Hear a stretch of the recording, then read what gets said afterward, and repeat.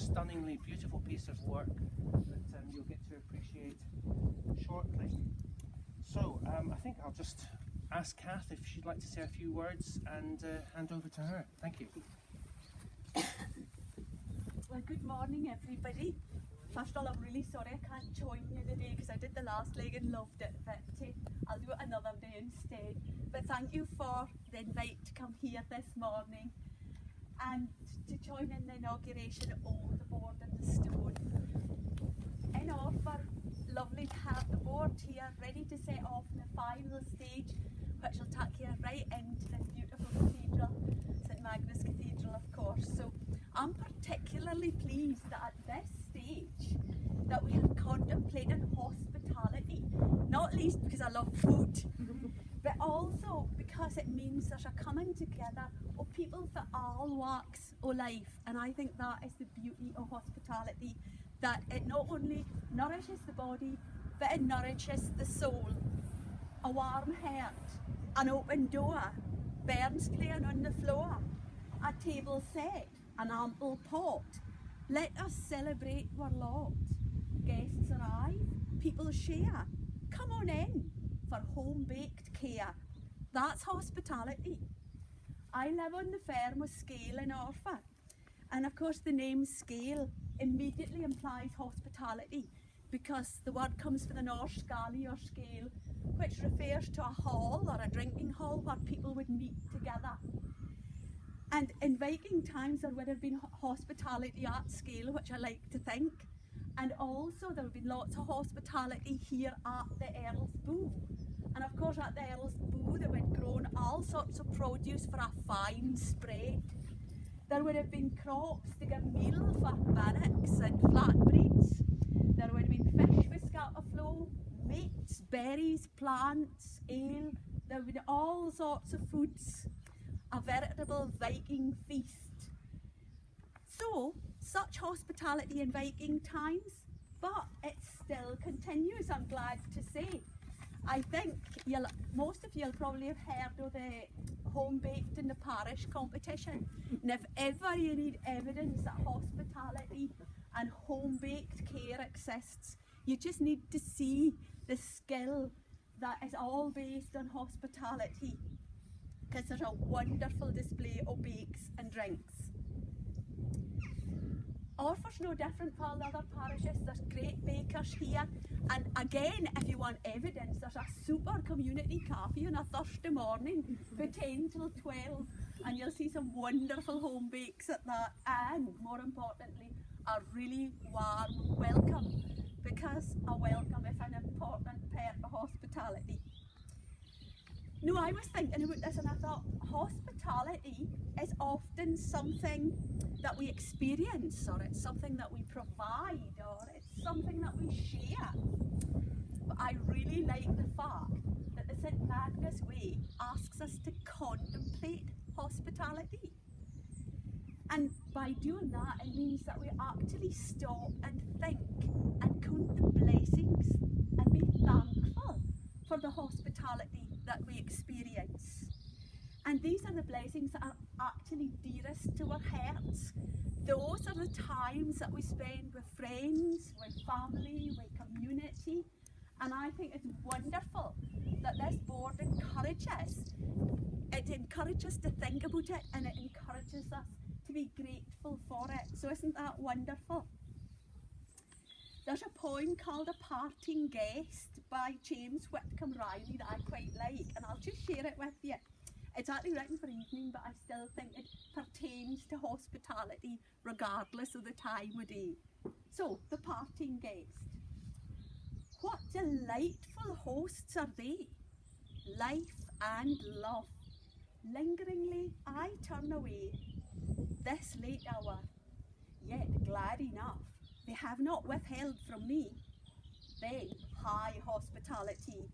So with this lit with delight and all gratitude I stay, yet to press their hands and say, thanks, so fine a time, good night. But what of hospitality for those we don't ken? Perhaps we can remember the adage that a stranger It's just a friend that we've not yet met. Can we and do we welcome strangers? Giving hospitality to strangers means we're likely to gain as much as whatever any stranger will. In the Bible, in Hebrews 13 verse 2, it says, "Do not forget to show hospitality to strangers, for by doing so, some people have shown hospitality to angels without knowing it." So thinking about sharing sustenance, the words of Robbie Burns in the Selkirk Grace highlights how much we have to be thankful for. Some hame it and canna eat. Some would eat but want it. But we have meat and we can eat. So let the Lord be thanked. I still think that's a beautiful piece. So hospitality, what a joy. So let's not take it for granted. Let's contemplate and celebrate the joy of giving and sharing. So it's a pleasure to inaugurate this board this morning, which I'm sure you'll agree is a very, very appropriate. Got that? Thank you.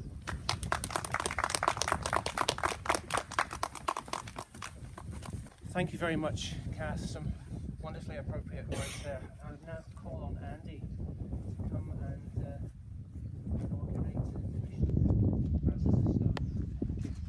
Okay, good morning folks, it's lovely to see you and it's really nice to have been asked to do this little bit of the process. Yes, I am indeed Andy Fraser. I did work at Orkney College where two of my ex-colleagues are actually here. That's Mary as well, and I'm a retired church leader, hence the invitation. I was one of the St Magnus Way trustees, and in the first early days of the St Magnus Way, as soon as I heard that David had got this idea, something happened in my heart, because the St Magnus story is part of what brought us to Orkney 37 years ago, my wife and myself. We just saw something in the story that we felt was very significant in terms of what life is all about, the way that Magnus dealt with that situation. And so all through my time in Orkney, I've been thinking about how could the story of the real crux of the story of Magnus, which is forgiveness, how could that be more visible? And I felt as though perhaps the St Magnus Festival doesn't maybe major on that aspect of the story, perhaps as much as it could do. So it was great to get the chance to be a part of that first committee, that first group, and I walked the coast from Evie up to Costa, I don't know how many times, often with David, often with Jane, sometimes by myself, just trying to piece together how we could make a walk up that coast to Costa. An amazing thing, not just that Magnus could forgive the man who brought him to death, Litholf, and also by implication forgive Harkon, but also that Magnus's mother should be able to forgive her nephew and maintain this honouring, this agreement to run the feast. I think that forgiving somebody is one thing. Forgiving somebody, getting to the place of saying, oh God, the pain of this thing is so much that just even for my own self, I want to give the charge to you and I want to release that person. That is an amazing thing to happen. That's, you might say, that's almost a supernatural thing to happen. But more than that, Thora goes beyond that, because she actually welcomes the man into her own home. And I suppose my prayer really is that as folks walk the St Magnus Way or whatever part of it, that they will reflect on their own loss. And we all have losses in our life, don't we? There are always things that have happened which have been painful, possibilities that were stolen away from us, tragedy that comes and touches our life. We all have these losses in some area. My prayer would be that as people walk the St Magnus Way, that they're able to reflect on some of their losses from time to time. So, with those thoughts in mind, and most of the stone covered, it's my great joy to show you Francis's fantastic work on this wonderful stone on this wonderful occasion. I'm going to go this way. There we are.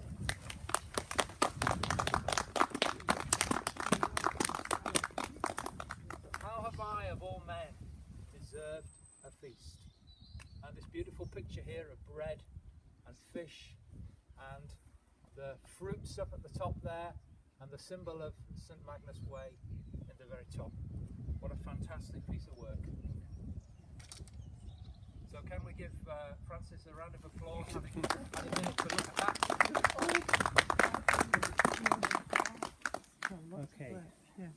And two other things to do. In the tradition of the different sections of the way so far, I'm going to put water on the stone.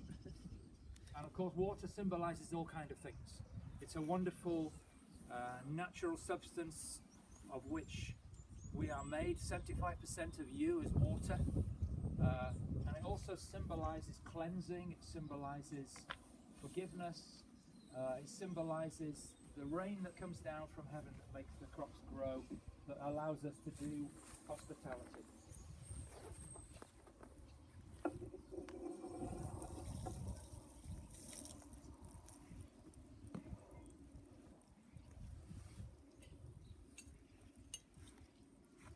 Oops. And secondly, we have the oil.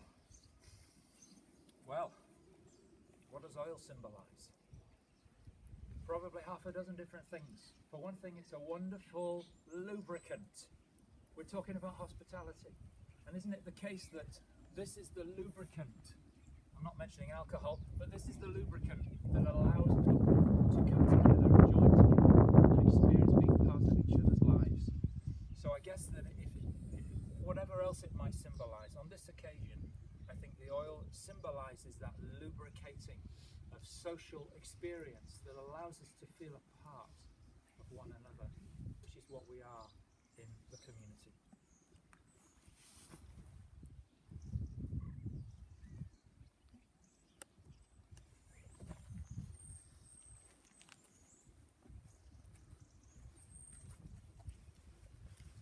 Andy, thank you very much.